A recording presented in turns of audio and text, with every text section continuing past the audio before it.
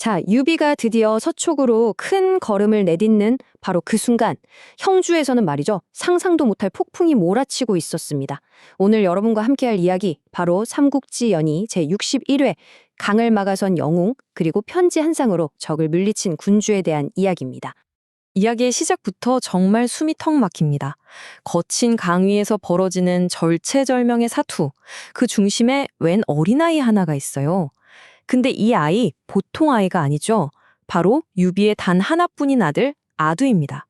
도대체 누가 무슨 꿍꿍이로 이 아이를 데리고 강을 건너려 했던 걸까요? 자, 이 모든 일의 시작은 바로 동호의 송건이었습니다. 형주를 되찾으려고 아주 그냥 호시탐탐 기회만 엿보던 그가 정말 교묘하면서도 무서운 계책 하나를 꾸밉니다. 그게 뭐냐고요? 바로 자신의 친누이, 손부인을 이용한 아주 위험한 귀향 작전이었던 거죠. 송건의 계획 정말 치밀합니다. 한번 보세요. 첫 번째, 어머니가 위독하시다는 가짜 편지를 띄웁니다. 그럼 효심 지극한 누이, 손부인이 어떻게 하겠어요? 당연히 달려오겠죠. 이게 두 번째. 그리고 마지막, 가장 중요한 세 번째. 돌아올 때 그냥 오면 안 되고 반드시 유비의 아들 아두를 데려와라. 바로 형주와 맞바꿀 인질로 삼겠다는 속셈이었던 겁니다. 어머니가 위독하시다니? 이 소식에 선부인은 눈앞이 캄캄해졌을 겁니다. 오라버니의 속임수라고는 꿈에도 생각 못하고 평소 친아들처럼 아끼던 아두를 품에 꼭 안고는 몰래 형주를 빠져나가 동으로 가는 배에 오릅니다. 이 긴박한 순간, 유비가 없는 성은 쥐 죽은 듯 고요하기만 했죠. 하지만 이 모든 걸 눈치챈 단 한 사람이 있었습니다. 바로 그 사람. 언제나 묵묵히 제자리를 지키던 백전노정, 상산의 조자룡이었죠. 손부인의 움직임이 뭔가 이상하다는 걸 딱 포착한 겁니다. 조자룡은 지체 없이 홀로 말을 몰아 미친 듯이 강가로 달려갑니다. 왜? 주군의 대를 이을 하나뿐인 아들을 이대로 보낼 순 없었으니까요. 자, 이제 무대는 육지가 아니라 거친 강 위입니다. 조은이 급하게 구한 건 고작 작은 어선 한 척. 저 멀리 유유히 사라져가는 손부인의 큰 배를 향해서 정말 필사적으로 노를 젓기 시작합니다. 야, 한 명의 장수대 거대한 배. 이 숨막히는 추격전이 드디어 시작된 거죠. 마침내 조은이 손부인의 배에 뛰어오르는 데 성공합니다. 하지만 상대는 누구입니까? 바로 손권의 누이, 유비의 부인 손부인이에요. 조은이 소리치죠. 주군의 아들을 데려갈 순 없어. 그러자 손부인이 뭐라고 합니까? 어딜 내 아들을 데려가는데 네가 무슨 상관이냐. 와, 정말 충성과 분노가 강 위에서 제대로 한판 붙습니다. 근데 조은 혼자 힘으로는 도저히 아두를 되찾을 수가 없는 상황이에요. 팽팽한 대치가 이어지던 바로 그때 저쪽 강 상류에서부터 말이죠. 땅이 쩌렁쩌렁 울리고 물결이 뒤집힐 듯한 그야말로 천둥 같은 고함 소리가 터져 나옵니다. 배에 있던 모든 사람들이 깜짝 놀라서 소리가 나는 쪽을 돌아봤겠죠? 그 목소리의 주인공 누군지 아시겠어요? 바로 장비 익덕이었습니다. 배 수십 척을 이끌고 나타나서 아예 강줄기를 떡하니 막아선 채 눈을 부라리며 소리칩니다. 내 인연, 어딜 감히 내 조카를 데려가. 와, 이 한마디에 상황은 그냥 순식간에 뒤집어지는 거죠.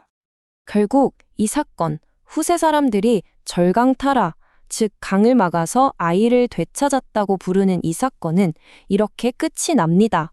조은과 장비, 두 영웅 덕분에 아두는 무사히 구출됐고요. 손부인은 결국 혼자서 쓸쓸하게 동호로 돌아가죠. 하지만 진짜 문제는 이제부터입니다. 이 일로 유비와 손권의 동맹은 완전히 깨져버리고 둘의 관계는 돌이킬 수 없는 강을 건너게 됩니다. 자, 근데 한숨 돌릴 틈이 없습니다. 유비랑 사이가 틀어져서 골치 아픈 손권에게 이번엔 북쪽에서 정말 상상도 못할 위협이 쓰나미처럼 밀려옵니다. 누구겠어요? 바로 천하의 패자, 조조의 대공세가 시작된 겁니다. 여러분, 숫자를 보세요. 40만 대군입니다. 조조가 아예 강동을 한 입에 꿀꺽 삼켜버리겠다는 기세로 어마어마한 군대를 이끌고 유숙으로 밀고 내려오는 거예요. 동호의 운명이 그야말로 바람 앞에 촛불 신세가 된 거죠. 이제 유수구를 사이에 두고 당대 최고의 두 영웅이 정면으로 맞붙게 됩니다. 한쪽은 산전수전 공중전까지 다 겪은 노련한 간웅 조조, 다른 한쪽은 강동을 지켜야만 하는 젊은 군주 손권. 사실상 모든 사람들이 손권이 끝났다고 생각했죠. 그런데 여기서 정말 재밌는 상황이 벌어집니다. 조조가 말이죠. 40만 대군을 끌고 와놓고도 섣불리 공격을 안 해요. 신중하게 손권의 군대를 쫙 관찰하는 거죠. 반면에 완전히 불리한 상황에 놓인 손권은 어땠을까요? 전혀 쫄지 않습니다. 오히려 더 당당하고 침착하게 정예 병력을 이끌고 조조와 딱 맞서요. 며칠 동안 이렇게 팽팽하게 대치하던 끝에 손권 군대의 그 흔들림 없는 위용을 직접 본 조조가 깊은 감탄을 하면서 이런 명대사를 남깁니다. 아들을 낳으려거든 마땅히 손종모 같아야 할 것이다. 적이지만 젊은 영웅의 그릇을 한눈에 딱 알아본 거죠. 대단하지 않습니까?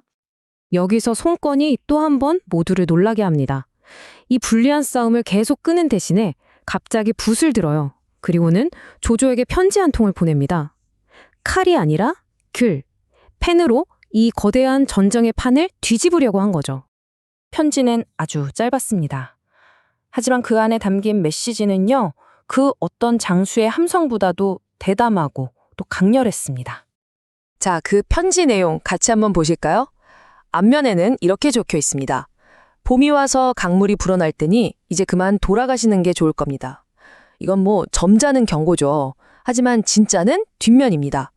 당신이 죽지 않으면 내가 편안할 수가 없소. 세상에 40만 대군을 이끌고 온 적장한테 이런 편지를 보내다니.